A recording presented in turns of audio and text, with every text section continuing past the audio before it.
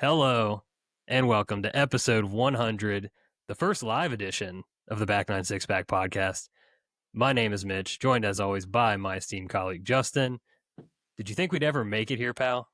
I didn't. But I have a little treat for us tonight. I found the text. Do you remember the text I sent you the day that your second kid was born?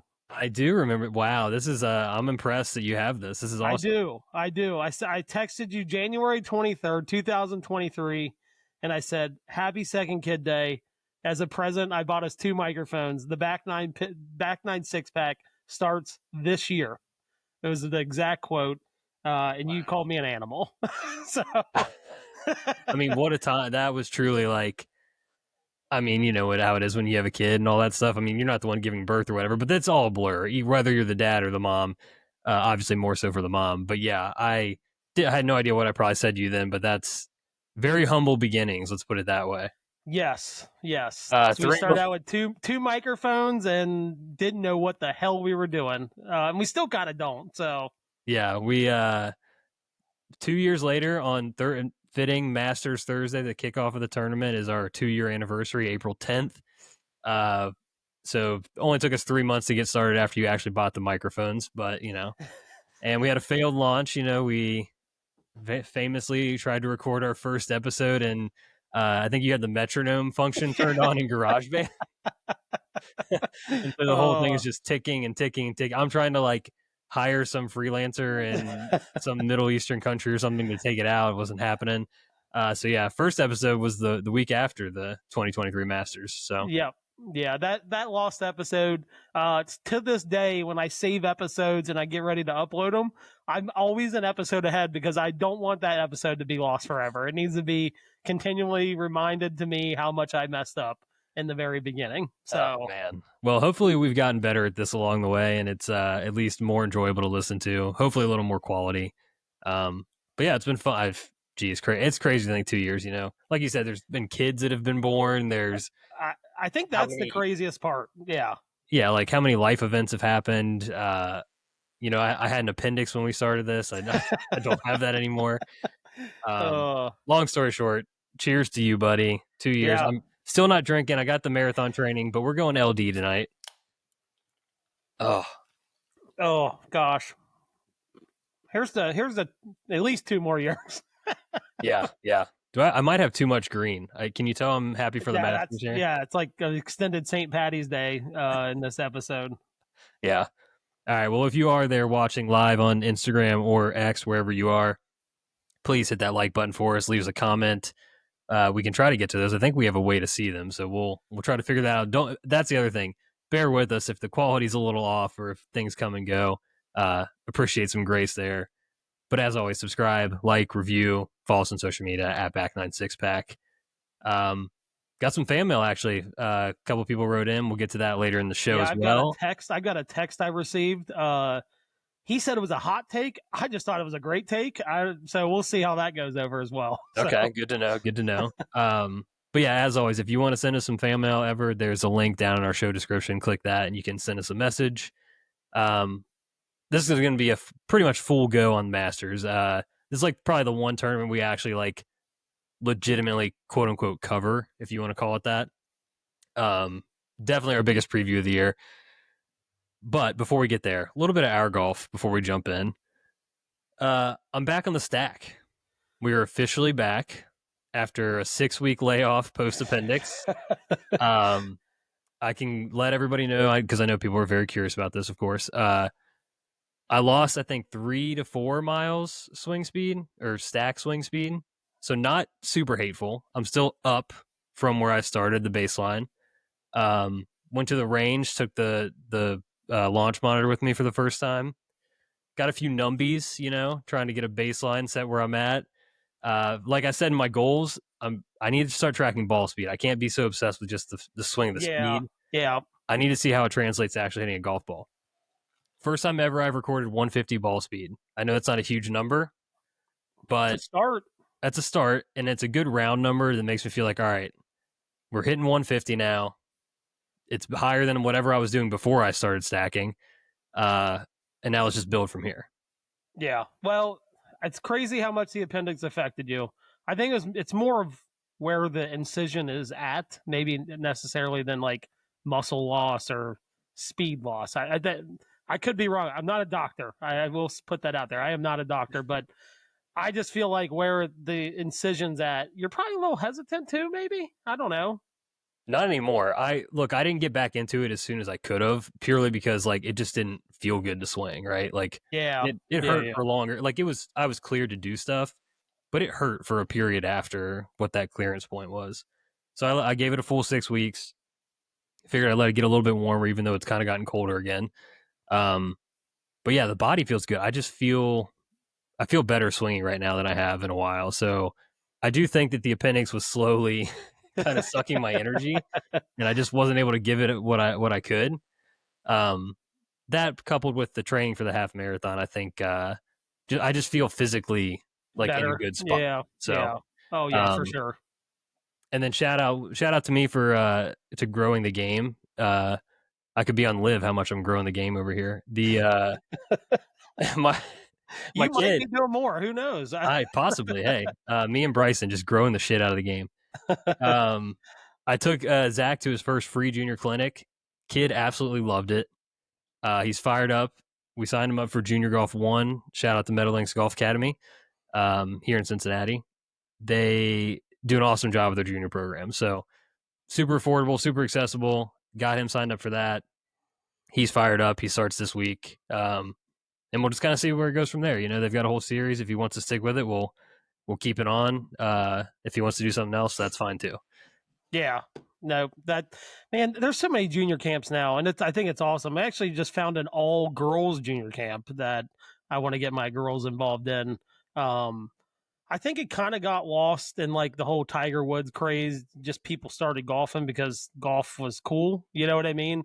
I think we kind of got away from some of the junior stuff for a little bit, but I think it's starting to come back now. I really do. You kind of see junior camps almost every weekend now, Yeah, which I love. And that's the easiest way to get a kid into the game is let them go out there with other kids that are probably just as new to the game as they are, and just kind of let them go. Like, don't teach them too much, just like make it fun and let them go. I think absolutely. is the best way to do it. And I mean, having been on both sides of this now, from being the kid and the parent, like there's just something about going and seeing a different coach that's not your mom or dad, right? Yes. like, Yeah. like there's, I don't know. It's just like you can learn from a teacher better than you learn from your parents sometimes. Like it's just, I don't know. It opens up a different language for them. Oh, and like this is gonna be our fourth year in PGA Junior League for my oldest kid. Um, the first year I always stayed back. I realized a long time ago. I have people ask me all the time, like, "Can you give me a lesson?" I'm a terrible teacher. I'm just gonna let you know that up front. I'm not a good teacher. Um, Biggest reason is like I'm such a field player. I've never had the mechanics, like the pure mechanics of a golf swing. Um, but like we started PGA Junior League, and like I kind of was trying to like give her tips, and she wanted nothing to do with me.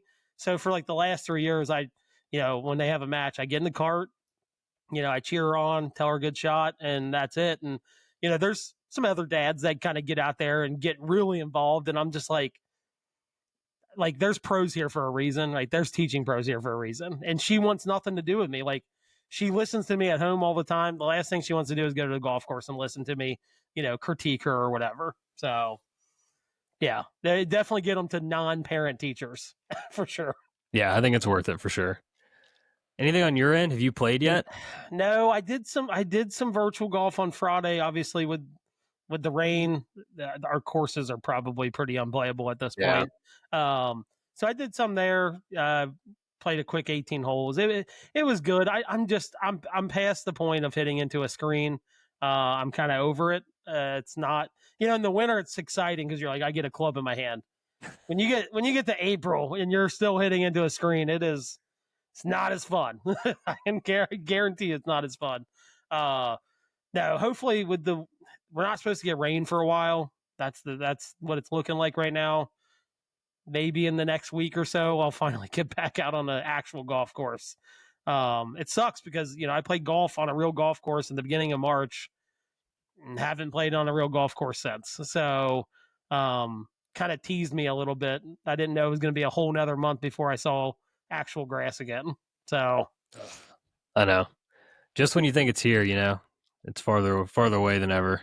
I can tell you this: I am officially in the injury. Uh, you know, I'm very aware of everything I'm doing right now because I am like a month out from going to Scotland. No major injuries. Like that's like I know they say if you try to avoid injuries, you're more likely to get injuries, but I'm trying to be very aware of like not walking in the dark at night, like tripping over stuff. Like I'm a rolled ankle away from being maybe in pain in Scotland. So Yeah. I am prevention is key at this point. Just avoid fences and you should be all right. Oh, touche. All right, quick. We're gonna transition to pro golf now. Quick note: Brian Harmon won the Valero Texas Open. Your guy. We're moving on. That happened. We're just moving on from there. Did you hear the story though? The No, family I did friend not. that went into hospice care. Oh man, So you're not gonna hit me with that after I yeah, I started. am gonna hit you with that because so his son, I guess I don't know how long ago it was, but his son like ran into the ocean and was like drowning, and this family friend ran out and saved his son. I want to say that was maybe a couple years ago, 2-3 years ago. Well, that same family friend is just got put into hospice care on Saturday night. Um, so he was kind of playing for a little more than just the paycheck on Sunday. So I thought that was pretty cool. I'm not trying to make you feel like an asshole. Maybe I am, just the slightest little bit. But I thought that story was pretty cool when they started telling it, and yeah, man, it kind of pulled some heartstrings for sure. Well, geez, yeah, definitely make me feel like an asshole. The first time we go live too, so thank you for that. I really appreciate it. The Brian, you got to get the Brian Harmon hate out of your, you just got to get it out of your heart.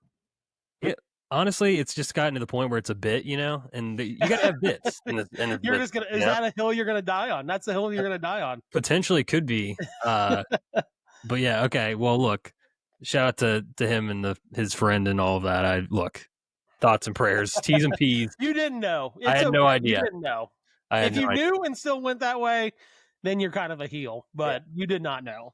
Yeah. Well, I guess everybody watch out for the Brian Harmon narrative then at the Masters this week. It could be big payout if you're into that kind of thing.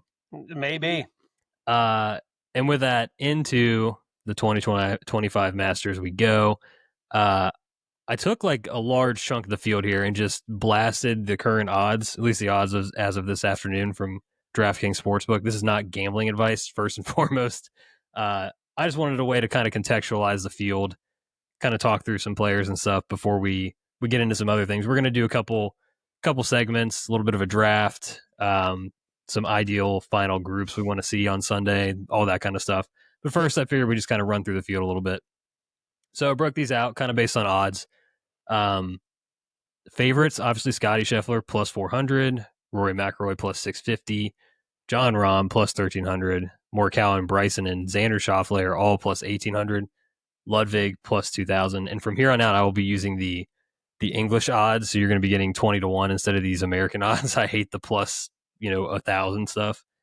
But I think that group of players is sort of the lead favorites, right? Like those are the lead dogs here. Yep. What stands out? Anything you like there? Man, I will tell you this. The more I convince myself, the more like I'm just convincing myself like this is the Rory year, even though I've hammered left and right that I thought the mental hurdle of him winning at Augusta was just going to be too much. Considering he stole a kid's cell phone heckling him about the Masters.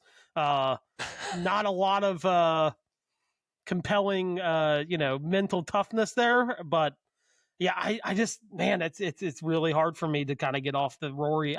Every time I think about someone else, I'm like, but he's won twice this year. Like that's what I keep telling myself. So I mean, I really like Rory and those favorites. The rest of them, I mean, I guess Rahm played pretty well this week at the Row, at the Live event. But like Morikawa, Bryson, I mean, I know he played better there last year, but And maybe Bryson was second on that list of like the favorites that I like, but Rory, I just kept coming back to Rory. I'm with you. You already know I'm bought in. Officially bought in last week. I might buy in more. Who knows? What do you think about Ludwig after the second place last year? Do we think he's going to repeat that kind of performance or I no? don't know. He's been so up and down this year that it's kind of hard to track when he's going to play well. I mean, just because of his talent level, he'll probably find a way to backdoor into a top 10. I don't see him winning though. I just think there's too many other guys playing too well for him to win. Yeah, there's a lot of these guys up here. Clearly, obviously, they're here for a reason. But there, you hear a lot of people talk about the trends, like you need to have a win within the last 6 months and a previous top 10 at the Masters or the last major. All these different trends. These guys all kind of fit that bill. The thing with Morikawa, I think, is like I didn't know this. He has 3 straight top 10s here at the Masters. Has never missed a cut. But he hasn't won in over 2 years now. Yeah. I don't know that I can trust somebody who's on that long of a drought as I will go and bet Jordan Spieth later, but don't worry about that. I just don't. It feels like it's gonna be really hard for him to end a drought in such a big spot. Yeah, that's why it never even him and Xander kind of was just throwaways in those top favorites for me. Yeah. Scotty Scheffler, like he isn't winning like he did last year, but man, it's still really good. I mean, Is he just gonna win? It's kind of one of those things like he could come in and they're like, oh, he shot 85 last week, and I'd be like, he's still got a chance to win. Like he'll still find a way. You don't win here twice by accident. Like it just doesn't happen. So I think the only thing really going against Scotty is history because I think Jack was the only one to do 3 out of 4 years, and the last person to go back to back was Tiger in 01 and 02. So it's like, all right, he's either going to be Jack and Tiger, or he's going to get got by the fact that he's not. So yeah. I don't know. That's tough. But I think I'm with you. I do think Rom's sneaky too. I would like to see if Rom's number drifted a little bit. I can see myself getting invested there. Yeah, 1,300 seems like I'd say like 18, 1,900. I'd be like, okay, I'm in. That's what I mean. 1,300 just feels a little low for me. Yeah, I'm pulling it up real quick because I saw this earlier. His form. I mean, he's got a win obviously, and then he's got 4 other top 10s. He had the T45 last year coming as the defending champion, but that's like normal for the defending champion to kind of have that sort of finish here. So man, I'm intrigued to watch the Rom number a little bit. Yeah. I again 1,300. I've got other people to waste money on. Yeah. But 18, 1,900, maybe. I just it's hard to translate live success like on a smaller field to the next week where it's like a full field of guys. It's really really hard. I know Bryson kind of did it with coming from live, going to the U.S. Open and winning. I think they played like 2 weeks prior to the U.S. Open. It's just hard but Doral is no joke. Like that is a very very tough track. But I don't know. I want him, and we'll get into the final groupings. I want him to play well, but to win, I don't know. I can't waste. I got money to waste on Jordan. God, we were losers, I swear. All right. Next up, this is the next up group. This is pretty much everybody from beyond 20 to 1 up to about 50 to 1. JT 25 to 1. Brooks and Hideki at 30 to 1. Spieth and Neiman, best player in the world at 35 to 1. Can you imagine? I mean, gosh. What kind of break Free is money. this? Free money. Victor Hovland, Tommy Fleetwood, Patrick Cantlay, 40 to 1. Hatton and Shane Lowry at 45 to 1. So the interesting one here is Shane Lowry fell into that category of, those kind of parameters of the last 7 Masters champions, which kind of surprised me a little bit. But he's been playing pretty well. I mean, the problem is I don't know. It just doesn't feel like a tournament. Like you get that gut feeling where you're just like, doesn't feel like a tournament he's going to win. Masters just doesn't feel like that for him. I don't know. Again, there's just too many guys with too much firepower in front of him for him to have a chance, I guess. It just feels like he's he's one of these guys I think that needs a little bit of the slower greens with the way he putts.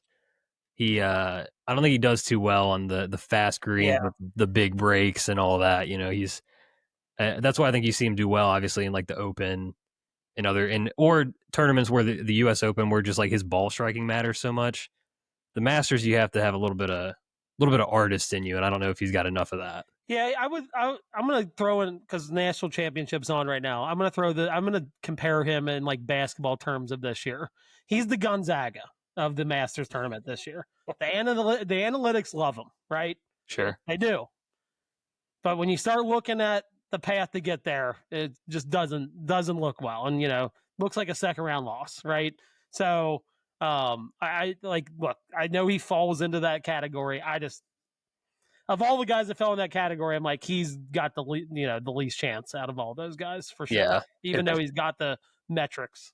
Honestly, if it was going to be a Masters, it was sort of like the year Willett won or the year Zach Johnson won, kind of like one of these like mudder plotter type Uh-huh. Masters that are low scoring. I would want hit like I'd want money on Shane Yeah. Lowry in Oh that. yeah. Yep. Conditions look like they'd be pretty good this week, so I just don't know if he's got enough horses to get across the finish Yeah. line. I agree. Um, Fleetwood never wins. We can cross him off. Can Cantlay stinks. God, that was I blame you can blame me for last week's one and done. Get out of here. uh, I don't know what to do about Hovland, man. He won out of nowhere. I think he's still lost. thought he had it figured out. I I don't know if he does or doesn't, but like 40-1 on Hovland, he's It's I'm telling you, he's getting that like remember when JT got up to like 60-1 a couple years ago or like a year and a half ago, and it's like I mean, look, if you're gonna put JT at 60-1, I'm gonna bet on him like every single week. It's kind of he's getting in that territory where it's like 40-1. I mean, the guy clearly has the talent. We've seen it. yeah. Heck, we saw it 2 weeks ago, right? I mean, we went from like thinking he was dead at the Players, right? And then he wins the next week. And now it's like, I don't know. But at 40-1, I mean, it's probably worth a sprinkle. I mean, at the very minimum, it's worth a sprinkle. Oh, man. Yeah, it could be. I don't know. You look at his his history. So he misses a cut last year, T7 and 23, but then a couple nothing better than like a T21 outside of that. And his form coming in, obviously, he had the win, but then cut, WD. I have no idea what in the hell to think about him. Yeah. Uh, But again, 40-1. It's like JT I'm telling you, it's like you're gonna throw those odds out there. I'm gonna have to put something on it. Like he's just too good. yeah. I got another bet that I've placed in this group of players. I'm just too much of a sucker. I think I saw him. It was 35-1 at the time. If you're gonna give me Brooks at 35-1 at a major, I'm just gonna take it because Yeah. he might just decide this is the week. I don't know. I mean, look, the guy's a proven. I mean, any major. If you're going to bet on him at any major, it's never. I don't. When I bet on other guys like our guy Jordan, rest in peace. You kind of just like I'm doing this because I'm a fan. With Brooks, you're like I'm doing this because this feels like the easy bet to make and not feel bad about losing the money you place on him because you would be super mad if you didn't place the bet in anyone because you can kind of, you know, read the room a little bit. And it's like, I'm not going to be mad if I lose money on him, on a bet on him, especially in a major. Yeah, I mean, when you're making outright golf bets, it's like so ridiculous to even think you're going to win anyway. You may as well go down with a That's guy so that hard. can win. Like if he's in the mix, he can do it. Yeah. Yeah. Yeah. It's so hard. I've wasted so much money. I mean, I've won a couple times. I guess that kind of like makes, because usually pretty good odds. So you're making some money up, but it's like, I'm definitely in the red. I mean, there's no doubt about it. I mean, just look at our one and done track history. I am definitely in the red. So Yeah, I know. The other name we obviously have to talk about here, Spieth. You're already in, right? yeah, oh yeah, I've been in I want to be in, but I'm just like too. At this point, I've been too in that I'm like scared. So sell me. Why are you in?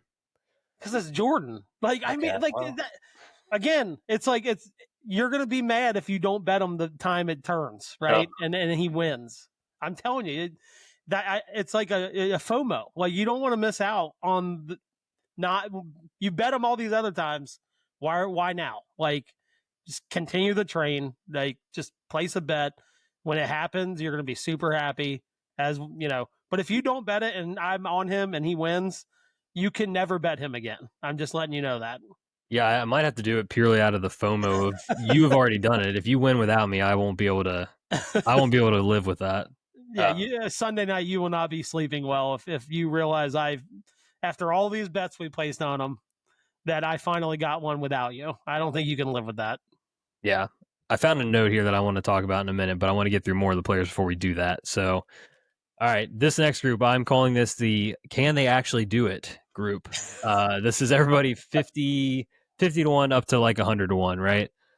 So, really interesting name here for me, I think. Russ Henley, 55 to 1. Behind him, Cam Smith, Minwoo Lee, Robert McIntyre, 60 to 1. What a crew. Behind them, Akshay, Will Zalatoris, Sergio. Sergio was a month ago almost 200 to 1. He's down to 65 to 1. The guy's been golfing his ball on live. I've noticed he's playing better. I will never speak badly about Russ Henley again. I think I said I wouldn't watch the Ryder Cup if he was on the team. I think I'm backing down from that take actually. Yeah, good. Walk it back. I don't hate the guy, and it probably sets up well for him. He putts the ball really well. I don't think he's the longest guy in the world, which probably is going to hurt him a little bit. I don't know how soft it is. I know they got some rain today, but I'll never speak poorly of Russ Henley. He's probably the one I would give the most chance out of all of these guys. Hold on, let me keep going too. Corey Connors, 70 to 1. Behind that, Finau Straka Day, 75 to 1. Wyndham Clark alone at 80 to 1. And Tom Kim, just ignore him, 90 to 1. I'm with you though. Henley, I think of this. There's two names here. I don't know that Henley can actually win the Masters. I think he could definitely be in the mix. Like yes. he's around a lot, and he's been popping up more and more in these big events. He just won at API. Like he fits a lot of the trends even. Georgia Bulldog, of course, too. So yeah, playing on home turf. The other name he's been playing like dog shit, I think, on live, but Cam Smith just pops up the Masters. I think he's got a top 10 in 5 of the last 7 Masters. And that's like Jordan levels of like can come out of nowhere and just drop in and play well here. He's definitely the Australian Jordan Spieth for sure. Yeah, very similar games, honestly. Yeah. And yeah, so I mean, those are the two that I'm kind of looking at here. I do think after I kind of talked trash about him after he won, Minwoo Lee could. I know. I saw his name in there too, and we talked about juice, no juice. That guy's just got juice. I want him to be involved on Sunday. You know, like just for viewing purposes alone. I think the thing with Minwoo is he gets into trouble off the tee, and this is a generally forgiving place off the tee for the most part. You're not dead. Yeah. Right. And he's a guy that can make magic happen around the greens. You know, he's got that Dr. Chipinski, right? Like he's give him a call. So I don't know. That's another intriguing name there. Corey Connors has a little bit of he's got a good history here. Yeah, he does. But I just don't. Definitively he will not win the Masters. You can, if we had to pick people not to win, and I know it's 70 to 1, but I would definitely say he will not win the Masters. Yeah, 100% out of all those guys. Yeah. Akshay, I mean, that was my first Masters bet. I caught him at 125 to 1, I think, after the Players. Felt like a misprice. He's here at 65 to 1 the week of. So closing line value, at least. Yeah. Well, and then Zalatoris. I'm not gonna bet him, obviously. I don't think he can win, but he would be the guy that's like gonna win just because I said that, right? Like that's how I feel about him. Because we need to have a Zalatoris conversation because when he came on the scene, I'm very much like in on that. I think he's played 3 times in the Masters. He's top 10 in all 3. I think I'm correct on that. Obviously, as a second place, and when he was a debutant, people were really like, I haven't been following it, so maybe I'm just wrong. All I've been hearing this last week is like how good Zalatoris has been. I don't think that man has done anything in 2 years. And I know he's been injured and he's coming back from the back stuff, but I feel like people are really putting him on a pedestal for not much of a result. Yeah, and look, I think it's pretty well documented with back injuries and professional golfers. It might be maybe outside of wrist the hardest injury to come back from. Um, I'm not calling him dead, but but again, he's that guy that it's like because I'm saying he can't win, I would not be surprised if he's in the mix on Sunday. Just I, because I want anybody him to that I be talk badly about, you should probably go out and bet right now. So sure. I mean, I want Willie Z to be there. I want him to be like one of our mainstay Ryder Cuppers, right? Like yeah, he hasn't had a taste of that because he's been in and out with the injuries and stuff. yep. But I just feel like people are really pushing this Zalatoris thing, and I don't know. Yeah, I mean, for the lack of, I guess, continued success, yes, I would agree. He's got one win, and I know he's got these top tens at the Masters. But outside of that, he did have the PGA. He was in the playoff with JT, but I don't know. Just it's Yep. been a while. All I'm saying is it's been a while. That's Yeah. all I'm saying. Nope. I don't disagree with that. Anybody else here you want to touch on? No. I mean, I might take Tom Kim just out of spite for you, but I good luck. You just light your money on fire. Give it to me. I'll do something better with I'll it. light it on fire. I don't care. All right, next category: the long shots, but maybe. Like if you squint your eyes, maybe. Here's Brian Harmon, Keegan Bradley, Dustin Johnson are all 100 to 1. DJ, after doing absolutely nothing for months on end, kind of popped up the last 2 weeks on Live and has shown that he still does play golf professionally. So I don't know. That's a little intriguing to me. First debutant we've got to in the much weaker class of debutants this year than it has been previously. Aaron Rye, he's part of a contingent with Daniel Berger, Sung J M, Davis Thompson, Justin Rose, and Phil Mickelson at 110 to 1. Phil, I think we need to talk about Phil in terms of like you got to put him in some like top 10s, top 20s. You kind of have to. Yeah, you do He's kind of have to. I think he's got 2 top 5s in a row in his last few starts at Live. I could be wrong. I don't pay that close attention, but By the way, now that we're talking about him, did you see the break that he got at dude, Corral? Holy crap! Like I saw someone tweet it. I can't remember. I sorry for not giving you credit, but they're like, there's bad breaks, there's really bad breaks, there's horrendous breaks, and then there's whatever happened to Phil on that chip shot, hits the pin, bounces directly right into the water.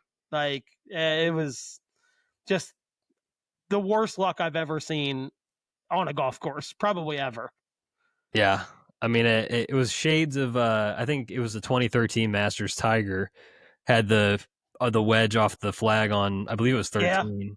Yeah, and rolled back into the water. Yeah, Yep. created a rules controversy out of that. But yeah, I mean, he did. That was a true rub of the green. Oh. Real bad break there. Back to him. Yeah, him at the Masters. I don't think you can go wrong with throwing a little top 20, maybe even a top 10. Probably get some pretty good odds on both of those, I would think. Those are probably both plus money. A top 20. Oh, easily. Yeah. Well, one thing I like to do, I don't know, for anybody that has access to sports books that offer each way betting, which we do in Ohio with Bet365, you get some of these guys, these long odds, you can take the each way. In the majors, they give you like up to 8 places. Yeah. So essentially, you're just doubling your stake on the outright win, but you get like 25% of the odds if they come top 8. Yep. So that's like 30 to 1 or whatever That's on not a bad. top 8. I mean, that's not bad. No. So I that's a market I think to take advantage of some of these longer shots if you can. Justin Rose too. I don't think he's been doing too much, but he is one of these like masters. Like he's never won it, but he is a guy that's his record here is one of the best, probably the best of someone who has not won. That's I'm thinking first round leader type of guy. Throw him on the back end of some of these top 20 parlays, things like that. Be a good look there. Outside of that, you know what I want? I want Aaron Rye in the second to last group, maybe the last group on Sunday, so we can finally publicly shame all the slow players in the world on the biggest stage. No, we do not want that. The last time we had this was Sam Bennett, and he about ruined Oh my gosh, yeah, I That forgot Masters. about that. Yeah, Yeah. the Evans didn't get done before the sun went down. I mean, it was That yeah. was the Rom Brooks duel, and they got caught behind Sam Bennett out there, and poor Shout out to Brooks. Sam Bennett. Yeah, I don't know where he's at. I haven't heard his name in a long time, but yeah, slow player.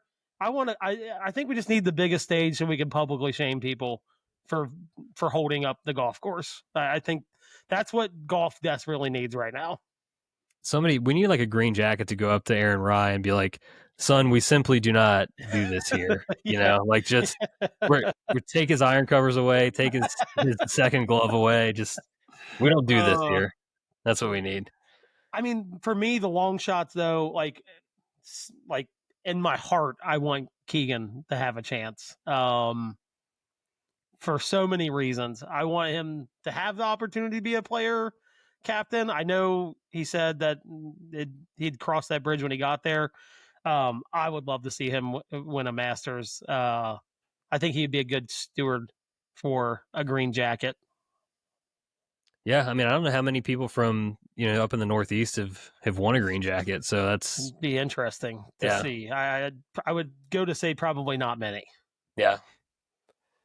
All right, last group. These are the sort of notables, just names that that I was kind of surprised to see, or there's something interesting we need to say about them. I didn't realize how lost Sam Burns is. I totally forgot about him. He's 120 to 1. Adam Scott, former champion, obviously, and Matt Fitzpatrick, TGL champion, 130 to 1. It's not good. Man, he fell off a cliff after that US Open win. Yeah, I don't know what's going on, but it's been not good. Not Not good. good. Yeah. He's Uh, another one that parted ways with his caddy, I think, earlier this year. Longtime caddy he got rid of. A lot of guys ditching caddies, thinking that it's going to make them play better. So he gotta is on change. that list. Gotta change something, and it's never the golfer. So, your boy Scam Young, 200 to 1. Little bit of an interesting thing here, though. He's not doing anything. He does not play. He does not win PGA Tour events. He doesn't win any event, at least not yet. But his major track record is pretty solid, and his track record here at the Masters specifically, for the player that he is actually pretty good. Let me see if I can pull this up too. Where are you at, Scamron? We are, yeah. Last 2 years, T9, T7, T18 this past week at Valero. Don't get me started. No. Don't. You I'm want to talk just about saying. burning money on I, anything. I think that's like a throw him on the make the cut parlay situation. Is all I'm saying. Um, can't believe I'm saying this. This man almost won the golf tournament last year. Max Homa is 250 to 1 to win the Masters just a year later. Just parted ways with his longtime friend and caddy. It's not good. This might be rock bottom. I mean, we'll see. See what happens in the tournament. But yeah, This might be rock bottom. I never thought he would be. Look, I know sometimes like guys just need changes, but I've never been a big fan of like during the biggest struggle of your life, like firing your caddy. I don't know. It just seems like if you're gonna you almost need a friend at that point. You know what I mean, to kind of keep you from really reaching rock bottom. But yeah, I don't know. Until we see like a month where he plays well, it's not looking good for our guy Max. yeah. I mean, the caddy switch really caught me off guard. Like I said, they've been longtime friends. They grew up together, been through it all together, Definitely and interesting. Yeah. yeah, I don't know what's going on with that. Last but not least, here, 1,500 to 1. Angel Cabrera is back in the Masters after serving his time. This man just won on the Champions Tour.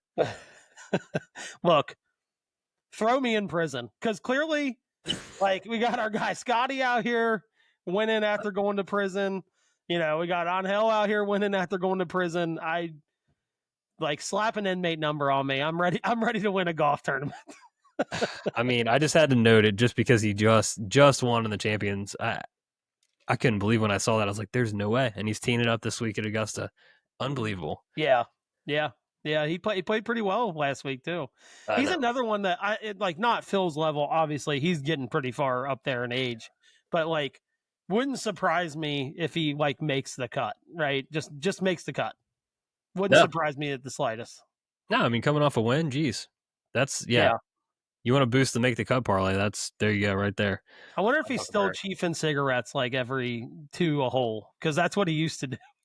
And they could remember when he was like leading, they couldn't even show him on the camera because he always had a cigarette in his mouth. So I'd be kind of disappointed if he wasn't, to be I honest. know, yeah, but maybe he took the time in prison to quit. I don't know. Yeah, You never know. never know. All right, before we get into this draft, I want to read this this stat here that I saw.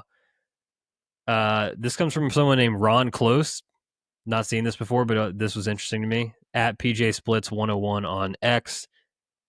13 of the last 13 winners of the Masters had gained at least 18 total strokes tee to green in their 4 tournaments before their Masters win.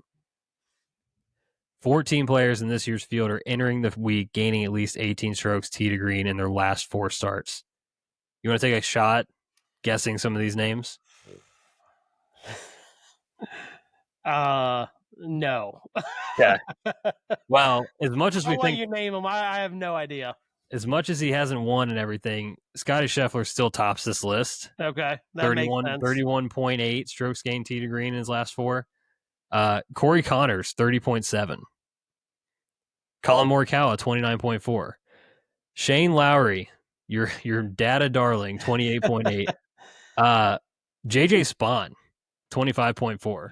Probably largely on the back of the player's performance, I would guess. I was going to say probably, yeah. Rory McIlroy, 24.8. Sepp Straka, 24.6. He's won on tour this year as well. Another interesting name. Aaron Rai, we just talked shit about him, but 21.3. Bryson, 19.6. Lucas Glover, 19.3. Will Zalatoris, I thought he wasn't playing good. Here he is, 19.1. Russell Henley, 18.9. Big Bob McIntyre, 18.5. And I would give you as much money as I had if you could name this person. Well, I mean, JJ Spawn's on this list. So if you're saying that about someone else, I don't know. I'll go Phil maybe because we were talking about him. No. Kevin Yu. Oh, yeah. No, never would have guessed that. 18.1 for Kevin Yu. But yeah, some interesting names. And I mean, to me, like the way this tournament's been leading in, seeing data like that, this kind of feels like if we don't get one of those like first 5 to 6 names is the winner, we're going to get something obscure. Yeah. I think we're due kind of maybe for one of these. Obscure champion. Yeah. Yeah. It's been a while. Yeah, like a Danny Willett or something like just out of nowhere. Now, I'm not saying there's not going to be big names up there, but I could see like some guy weaseling his way in, some long shot weaseling his way in and winning. Yeah, I mean, even the Danny Willett year, like he wasn't a household name, but he was up to like 12th in the world at that point. Yeah, So I don't want to say he was obscure, but I think his odds were pretty long. If I'm not like I think I remember it was like 60 or 70 to 1, I think is what he was going into the tournament. Yeah, he was. So for sure. For a top 15 player in the world, he still had pretty long odds. That would basically be like Russ Henley winning. He's 55 to 1. And I think that'd be pretty obscure. Like, no offense to Russ Henley. I said I wouldn't talk bad about him, but with all those names out there, Russ Henley winning the Masters would be pretty obscure. Yeah. All right. I think that's a nice little overview of everybody, at least the players that will likely matter come Sunday. And with that, I think it's time. Let's go ahead and do our back 9 6-pack Masters draft. We are each going to take 6 players, lowest score total to par of the players that make the cut. We'll win this one. We can snake it. Do you? I think you won our NFL snake draft. I think I'm going to let you. You've earned the first pick. Okay, I've earned the first pick. I kind of like you're going to be in a better spot here at the turn, I think, than me. But come on, I mean, who would I be if I didn't put my name behind Mr. Rory McIlroy? Okay, I figured that's the route you were going to go. Yeah, I think the form, the 2 wins, the all-around game. Some of these other guys maybe not at their best. I think this is it's his time. Well, then I think there's the only other person I could go with for my first pick is Scotty. I think he's got a legit chance at putting his name with the likes of Jack and Tiger this week. So I'll go Scotty with my first pick. and then I coming back around to me. I'm gonna go with John Rahm. Yeah.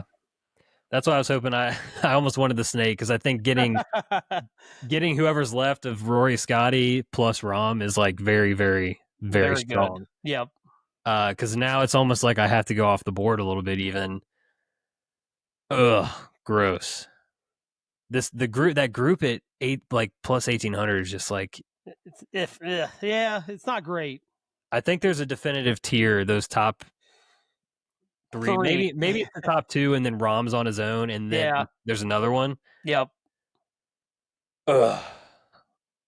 I don't want to do it, but I'm gonna take Morikawa. Okay. Feels like Yeah. he's playing Well, as we well. talked about, he's made some cuts. He's got some top tens here, so he might not be a guy to get you the win, but definitely get you on the board. That's what I'm thinking. That's like kind of the safety dance pick here. Now it gets tough. I've always hated Bryson at this tournament, but then he, T6 last year kind of made me think a little bit.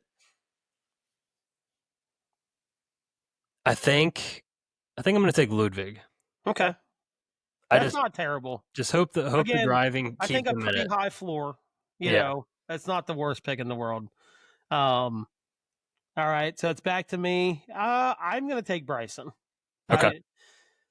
I'm not a guy with. I don't like high floors. I like high ceilings, and I definitely think he can win. I don't know if he will, but I definitely think he can. I'm going to come back around. I'm going to dig a little deeper on this one. I think I'm going to go down to Shane Lowry. Oh, okay. So I took a pretty hefty step here to plus 4,500 with Shane Lowry, skipping over some decent guys.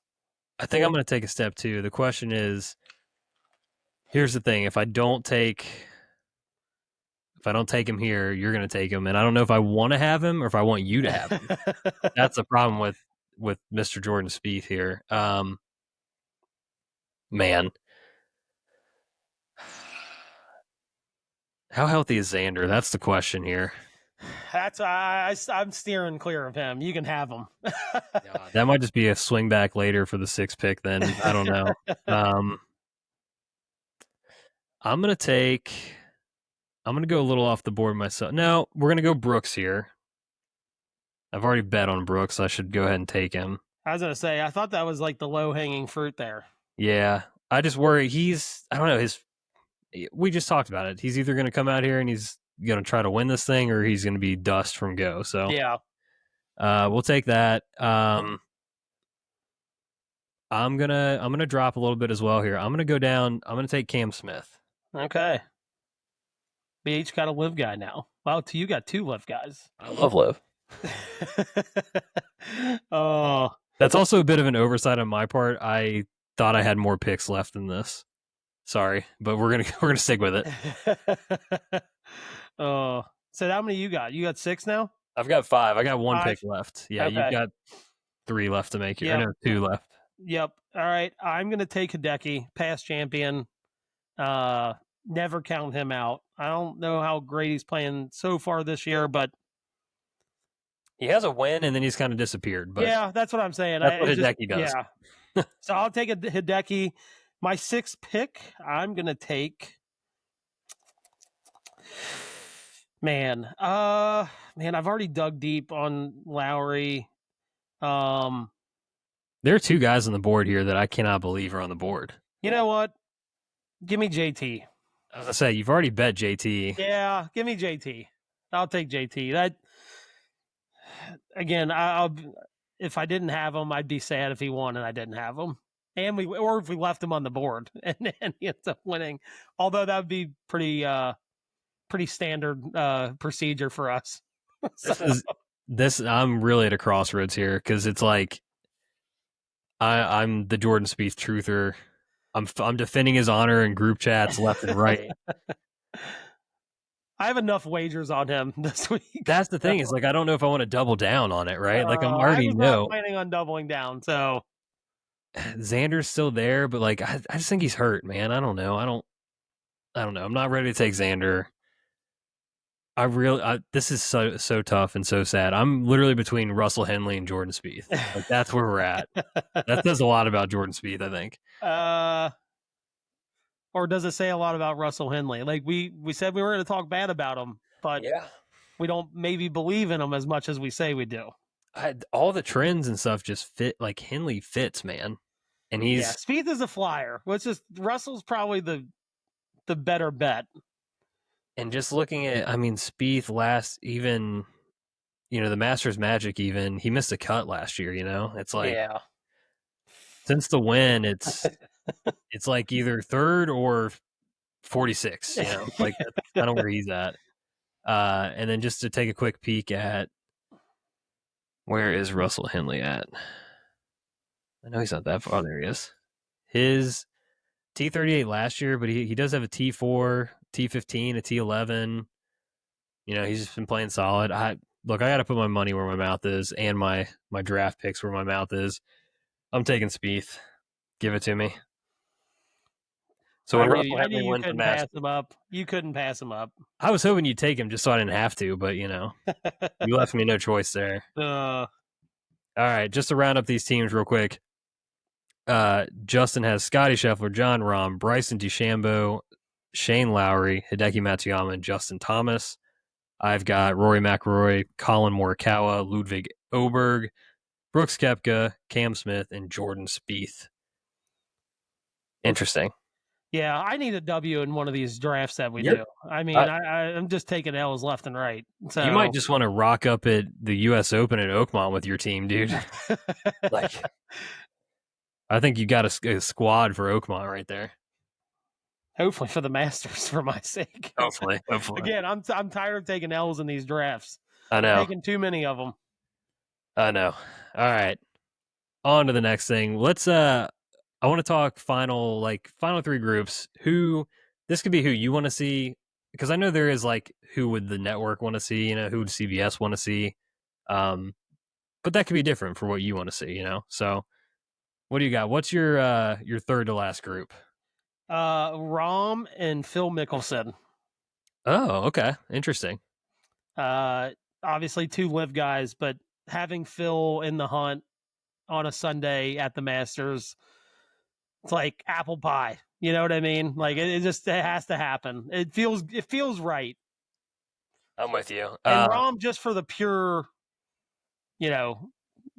absolute entertainment value that it could have. Maybe anger, who knows? Like it's kind of a mixed bag. So right. Yeah, this third spot for me, there's two ways I could go. You know me, I can't make my mind. We're gonna have honorable mention here. I think that third to last group, you either want it to be like a couple thoroughbreds that can run some shit down, or you need good stories, right? Yeah. Yep. So for me, I'm torn between just straight up, give me Rahm and Scotty, the last two champions, just a couple dogs chasing down the last two groups, or let's do a Russ Henley, Justin Rose, I don't got an old guy that. kind of in the twilight of his career, could solidify his resume with the second major versus Henley. This would be a game absolute career changer if he were to win. Yeah. So I kind of like having those storylines, but when you said feel good stories, I thought you were going to tag Brian Harmon in here. So I thought you might be learned about that before, after I made this list. So unfortunately, I didn't have time. My editors didn't have time to give me new notes. So it is what it is. Well, my second to last group, Scotty and Spieth, two Texas guys. Yeah. Two very, very different playing styles. Yeah. One is very accurate. The other one is just kind of, saddles up whatever game he's got that day. So I think that would be pretty entertaining. Big names again. I think that would be really good. Yeah. No, I'm with you. We've got a little bit of symmetry coming now. My second to last group, I'm going Spieth and Phil. I want that would be pretty entertaining. Pure electricity. I think, did we get this last year? Or did they just both end up tied for up there? I don't think we got it last year. Maybe it was 2 years ago. It might have been. It wasn't last year. I know that for a fact. Yeah, there was a year where both of them, recently, where they both went mega low, made a run on Sunday. Yeah, Spieth and Phil just God, there'd be golf balls flying every which way in that group. I Yeah. mean, like, good Yeah. God. But wedge game for both of those guys, just it would be a wedge seminar. Yeah. So And I think those two, like, they both have always been kind of the person that needs like that opposite person to them to push them a little bit. yeah, And so they'd both be like escalating the crazy, right? yeah, like watch this, Yeah. kind of thing. Yeah. Exactly. Oh, all right. My final group, I went with Rory and Bryson. That's the only answer. Uh, Polar opposites when it comes to like just I don't know, just mentality, personality, just complete opposites. And I think that would be really fun for both of them to be in the final group. I mean, you got Bryson out there carrying signs last year, like it was the cross, like it's like that is entertainment value. Like having that with Rory as Rory's trying to chase down a green jacket would be the best entertainment value you could probably have. I mean, yeah, I don't think that this. Look, I think it's the right answer. It's what my answer was too. And going back to the U.S. Open, obviously that Exactly. ties into it as well. Going back to that, I think it would be a terrible spot for Rory. Like Wouldn't be great. the Bryson antics out there, the demons Grunting of after Augusta. drives. Yeah, just I don't know. I don't think it would go well, but that would be the best theater, I think, for sure. Yep. Yeah, absolutely. All right. Absolutely. I'm glad we lined up on that. I thought we would have the same final group. Yeah, I just think it has to be the most interesting combination out there. I'd be, absent like if Tiger were playing and it was Tiger Phil, 47 and 52 or whatever age they are. That I think in today's game, that's where we're at. For sure. Yep, absolutely. All right, pivoting to a little bit of sadness. One and done. God. We cannot avoid the T33 for 50K right now. That's just like where we're living. Look, I mean, hey, it's honest work. I told you that. It is like we're making paychecks, we're making our mortgage payment, but we're not doing much more than that. No, absolutely not. Patrick Cantlay shoots a back 940 yesterday, drops a triple on the par 5 18th to shoot 77 and plummet down the leaderboard. For a while there, it was looking like we were going to get a top 10. He was hanging, and then no, just dust on Sunday. So yeah, we picked up $50,666 apropos because he's the devil. So we're in 3,781st place now, just hanging in there. We've been there for forever. Barely 1.4 million to our name. Just God, it's so bad. Bad. We have to go live here, right? Yeah. I and I'm telling you, I'm on the Bryson train this week. I feel like I feel like it's his time. Like he kind of figured the golf course out last week. I mean, par 67 for him out here. You got to remember that. So, but I think he figured out how to play the golf course last year. I really do. And I think that when you're talking about Augusta, I think that's one of the mental hurdles is like figuring out how to score on this golf course. And I think he kind of got over that last year. God, dude, you're gonna do this to me? Make me hit my mic. Brooks. I mean, really. I mean, I guess we could go Rom, but I don't know. I'm thinking Rom, and this is the only reason I say this because you can only use the live guys at these majors. I just think having Bryson and Brooks available for PGA or The US Open. All right, I'll bend on this. I mean, I don't want to. Bryson's for sure going to win now, but Look, I've been making a lot of these picks, so like if you want to take Bryson, I'll do it. I want Bryson. You know what? I'm not bending on this. I want Bryson. I want it. Look, if it blows up in our face, I will take full responsibility. But I feel like Rom's going to be pretty heavily played. I think Bryson. I know that. Look, a lot of people are going to take live guys, but just because it's the majors and you only get really 4 chances at using them, it just feels like I think less people will be on Bryson. Yeah, I mean that's fair. All right, we'll do it. This blood's on your hands. Yes. All right, Bryson DeChambeau, the official back 9 6-pack one and done pick of the week. God, now I have to root for him to win. That's the problem. You see what you're doing. He's so much more likable now than he was a couple years ago. So I was texting. Shout out to our buddies Joe and Aaron from the club. we were texting a little bit about this, and I was like, the problem with Bryson, like I can take Bryson in small doses. If he wins the Masters, he's in our lives until I die. Like he's gonna be at the Masters There's every gonna year I be a watch. 70-year-old Bryson DeChambeau out there playing, and he'll be the guy that like will never stop playing. Like No, he's like, I can still play. You yeah, know, he's gonna be like a more unbearable Gary Player essentially. So like I don't think I uh, want him to win purely because I don't want that. But here we are. It's fine. perfect. I love it. I love that we went with him. Oh God. All right. Let's check in a couple fan mail notes real quick before you had something right on the fan mail front. Yeah, shout out to Chase. He texted me last week. He said hot take. I agree with this take. Um, he's like, I would gladly go with the Masters rules of no phones at other sporting events to have the concession cost of the Masters. And I think that's 100%, dude. I don't need my phone at a Bengals game. I don't need my phone at a Reds game. Like, leave it. If that means I'm going to be buying like $5 beers, $2 hot dogs, like, I'm all for it. I'll leave the phone in the car. I don't really care. I legitimately want like events, sporting events, shows, whatever should do this anyway.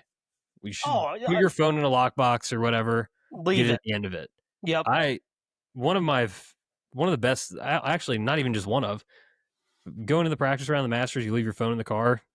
You just enjoy an entire day at Augusta National. Amazing. Also, Awesome. when I've been out in the mountains and you have no service and there's no reason to take your phone out, like it's just some of the most, peaceful moments you're going to have. And I think phones today just distract so much from like sporting events and live shows. And, Yeah. I remember taking my, wife and kid or whoever down to Disney and you're trying to watch the fireworks at Disney. And literally I have a picture. Look, I'm guilty. I had my phone out, take one picture. But when you look at the picture, people just like full on recording video on like Yeah. iPads and stuff of the Yeah. fireworks. Like, let's Yeah. just all be present and do the thing. Yeah. So Yeah. yeah, I don't even care about the concession prices. Just take the phones away. I'm good with it. Well, I think I'm like, yeah, I would 100% forego phones to have those concession prices. Yeah, that's a great take. Hall of Fame take. All right. Other fan mail notes.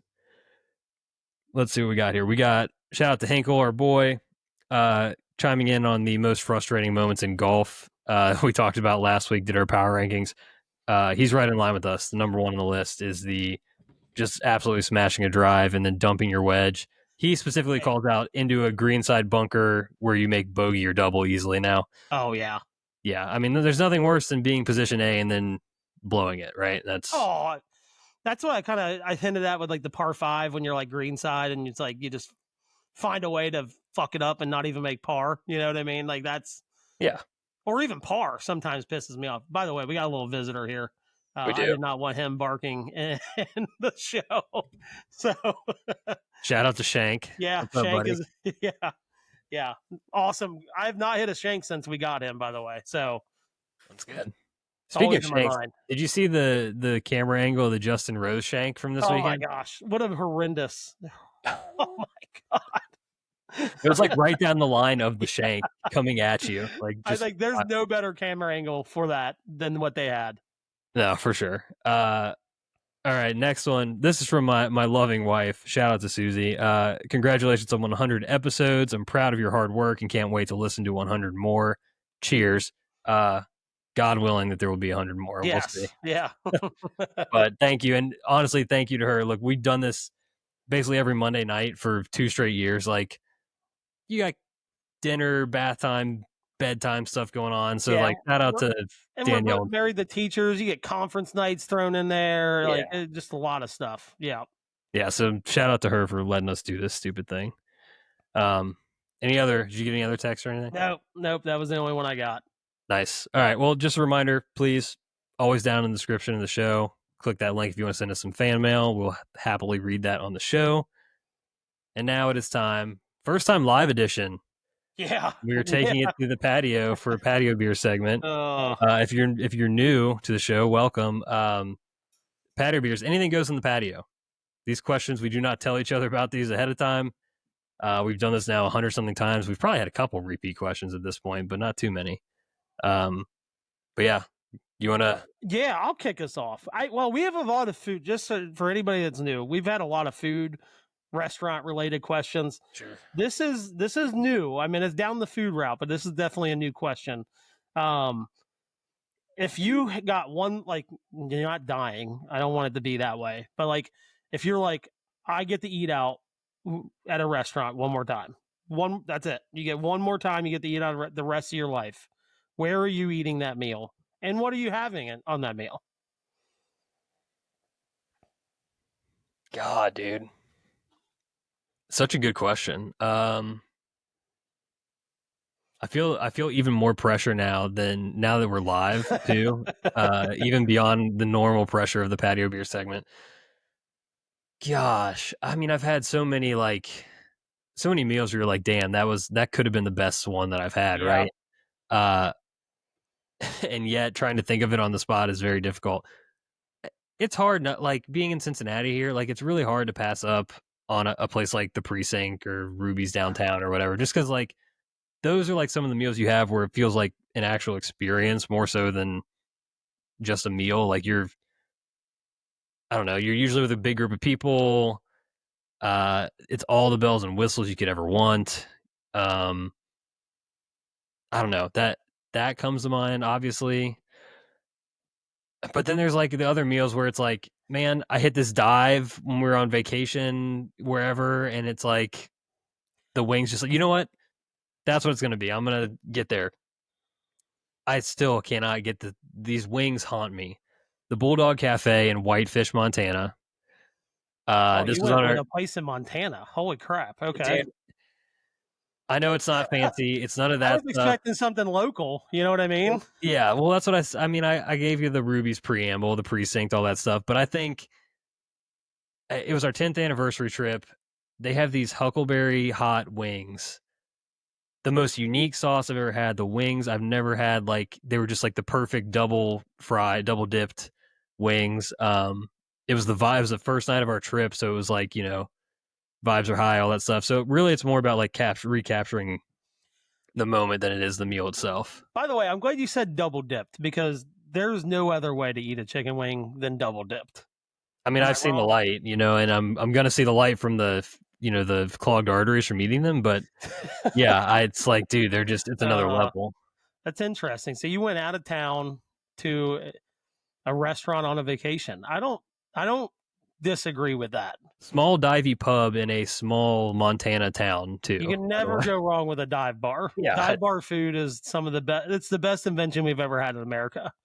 yep. Um, and we do it right. Like I know some of the pubs in like Scotland and all that, they have food, but like we have grimy, clog your artery food. You know what I mean? And that's the only way I feel like a bar should be. Yeah, and cold beers. Yeah, hell yeah.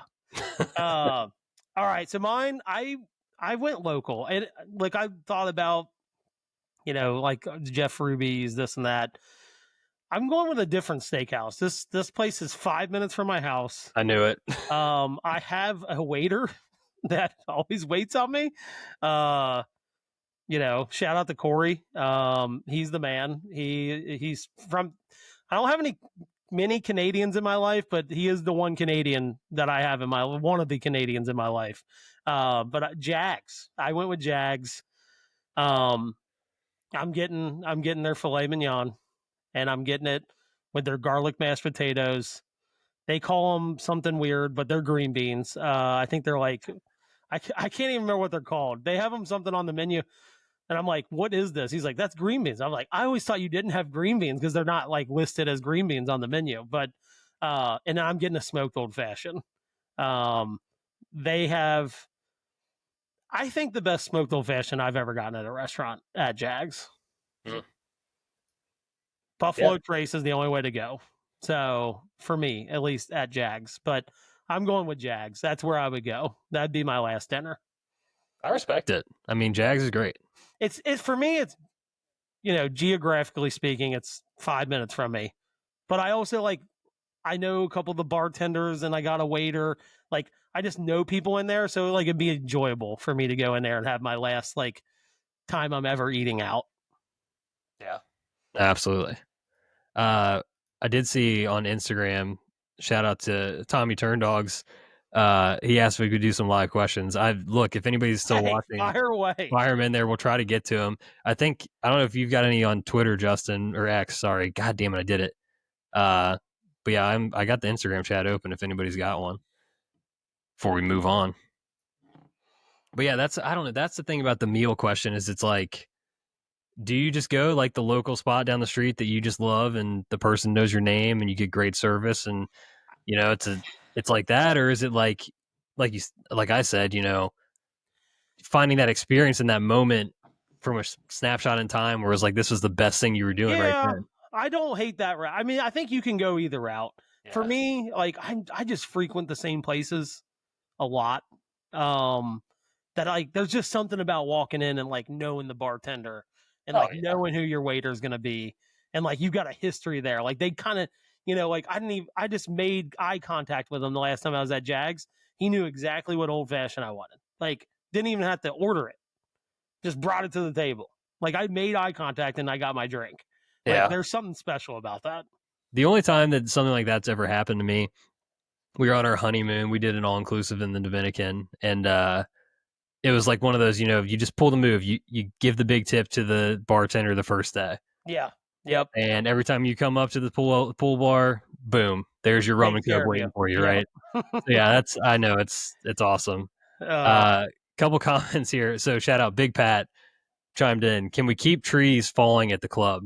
Absolutely. I'm on record as anti-tree at the club. Take yeah. them all down. We've lost some good ones this year. Um, I played in. I'm not gonna lie, it was kind of a heel comment. The one tree that keeps everybody from cutting that corner. I made the comment that I was like, "Oh, I didn't even know there was a tree there." Kind of a dick move by me. I'm not gonna lie, but I hate that trees are falling down. Like especially, it feels like the ones that are falling down are just too coincidentally like yeah, there's something there. Like I don't know. Maybe they might be getting some help. I don't know. Oh, yeah, I don't know. I look, take them away. It's good. The one that just fell down, for anybody listening who doesn't know the course, like we've got a dog leg right uphill par five on one of our nines, and it's tree lined up the right. And there was this one tree that stood out above all of them, and it leaned out too, also It towards the did lean fairway. out. So if you wanted to cut the corner, you had to take a pretty aggressive line, kind of around it almost, Yep. uh, or play out to the left. But then that corner gets really short because there's used to be Yeah. bunkers, but now there's just kind of like trees and another hole on the other side. So it was a tough tee shot. I'm really curious to go see the shot now because I imagine it's a lot more forgiving. It probably feels more open. Like it might not be like a crazy amount open. Like it didn't like, oh, now I have 20 more yards. It probably just from the eye looks like it's way more open now. Because Yeah. it did kind of lean over. But honestly, it was kind of an aiming point for people that cut the corner.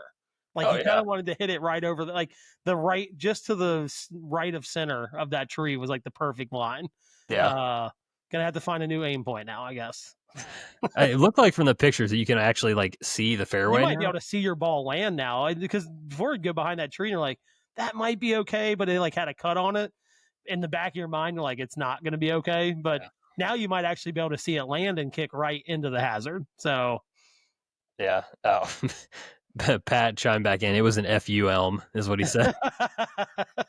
Uh, Shout out to Tyler from Tampa here who mentions the kitchen sink nachos. Those are putters up here in oh Westchester yeah, by us. dude, those are good. Oh holy crap, those are pretty That good. an absolute mess of a plate, like truly disgusting food to be eating. But sometimes you got to do it. Um, Again, we do bar food right in America. We really do. yeah, that's one of a few things. Tommy Turndog's question here: favorite menu item at Augusta? I can take this one. Yeah, I've never been there. I got this hat from a friend. So The pimento cheese gets obviously all the billing. It's a little bit more, it's kind of unique or different. Most people don't really know what that is, if you're not from the South, but still very good. Don't get me wrong, still very good. A lot of people hype the chicken sandwich. Not bad. Um, Kind of comparable to Chick-fil-A, but I don't think it's as good. And that's coming from me. If you know my track record with Chick-fil-A, uh, I think for me, the pulled pork in terms of the sandwiches might be my favorite, but I think I'm gonna go pimento cheese. I know it's kind of like a, I don't know, not a unique take, but I think for me, it's like you're in the moment. And that's the thing. But the best menu item overall is the Georgia peach ice cream sandwich, See, far and away. man, I wish like peach is one of those things that I wish I liked, but I don't Oh, like. dude, it's like two soft sugar cookies with peach ice cream between Oh it. God, that sounds so good. And I don't even like peach, but it sounds good. I've So had good. one at our party. Again, I'm not like a big peach person though. I don't know. Yeah. Never. I like a lot of Southern cuisine, but peach has never been something I've ever been able to get behind. Yeah. Tom says pulled pork for the W, which that's I think it's between I've that and heard that pimento too. cheese. I've heard that more. If it's not the pulled pork, it's pimento cheese for sure. Like from people that I know have been there. You'll get a lot of egg salad sandwich stands though. That's shout out to Like Nikki I like Picks. egg salad sandwiches, but like they just don't differ that much from place to place. You know what I mean? It's kind of hard to stand out. That and for me, it's like, I dude, if you're there in a hot day at Augusta, like I don't know. I don't know if I want to be putting eggs in my stomach. that's what I'm saying. It just doesn't sit right with me walking around the property there. But yeah, all right. Thanks everybody for your questions, comments. Love that. First time doing the live show. That's great. Get a little audience interaction. Um, I think that's it. Any other closing Masters thoughts? Anything you Oh, want to? you didn't do your question there, guy. Oh shit! I got Oh so my involved in the. god. Thank you. There Did are you not closing. read the New York Times, whatever the thing is again? We No, I need a didn't do real that big, to you. we need a conundrum here from you. Well, it's a golf conundrum. I don't know if you saw your Rick Golf's guy. I saw No, him retweet this. I don't want to give this guy a shout out. Kind of seemed like a bit of a scumbag situation. But I the chimed in. question, I think I know the argument you're talking about. I chimed in. okay, I didn't. I figured you might have. That's why I wanted to talk about it. So some guy posted. He's watching the Augusta National Women's Amateur. Apparently, he's been there a few times too. I got way too deep in the comments on the whole thread, but he's like a one handicap. Has been a scratch, whatever. Uh, he claimed that there was no way he would not shoot 67 on the layout or the setup that they played for that tournament, which I thought was an absolutely It's egregious just take. egregious. Okay, Oh I my just wanted to god. get your perspective as you're a plus handicap these days. Like where I don't know. I went and did the math real quick because they list the hole lengths on the website. It played around 6,365 yards on the scorecard, right? Uh, there were only four par fours over 400 yards. That would be 5, 10, and 11. Holes 3 and 7 were 340 and 330 yards, respectively. The longest par three was hole 4 at 170 yards. The other three were 165 and then two at 145. And the par fives played 515, 480, 455, and 475. It's not overly long, and I don't think that's I don't like to me the argument doesn't for him saying that like the argument doesn't start there. The argument starts at when you're playing specifically Augusta National in tournament conditions, uh, with those greens and those the undulation around the greens, chipping and putting become a premium. Well, I've played with enough plus fives, plus fours, plus threes. They have phenomenal short games, but you put them in a tournament situation on a tournament golf course with tournament pins, putting and chipping is not like putting and chipping at your club. Like it's exponentially harder, tighter lies, more undulation, faster greens. Like it goes on and on. And my exact reply was, I said he'd struggle to break 90 because, frankly, I don't know if he'd have under 38 or 40 putts. Like there's no way. Yeah. That's where he would struggle. So if he has 40 putts, I mean, you're automatically at what 45 or 85. You know what I mean? Like you're probably shooting eight, and that's like if everything else goes right, correct. Yeah. In my thinking, um, which is just crazy. Like, and especially being like a 1.4, it's like okay, so you're throwing out your top highest 60 scores ish. So I bet he's not even shot in the 60s. on a regular golf course. Like, it's just an asinine take. Like, Okay. I mean, his whole point is like, I drive the ball 287. Well, I'm going to be honest with you. Like, yeah, there's probably some girls that were out there not, probably hitting it 245, 250 off the tee. But I played in a Symetra Tour Pro-Am. Both of those girls were hitting the ball 285, 290 off the tee. They were not short, like not at all. And I know a few of those girls that were up at the top of the leaderboard, they were, they're relatively long hitters for, amateur, like regular guy amateur golfers. Like they're probably hitting it 270, 275, 280. They're just as long as he is. You know what I mean? So, and they didn't just go out there and shoot 67, so I think the over under would probably start at like 83 or 84 for that guy at the minimum.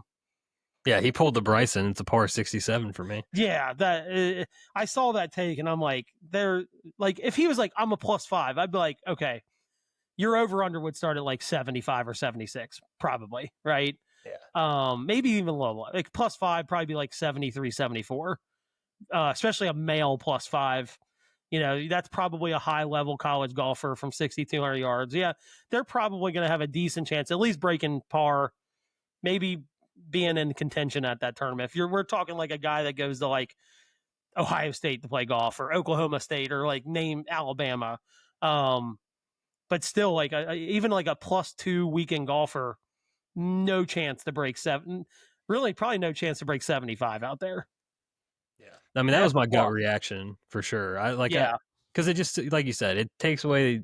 He's just discounting the nuance of the short game, the putting, the wedge, even the wedge shots. Like even he's like, oh, most of the par fours are drivable. One, no, they're not, and two, you're going to be in like the weirdest spots, and then if you miss in the wrong spot on top of that, it's like an auto bogey. Well, like I think his point is he said he was going to have wedges in your hand. I'm like, bro, that's the worst thing that, like, you want to talk about spinning balls off the green, stuff like that. Like, one, if he's a 1.4, he can't control spin.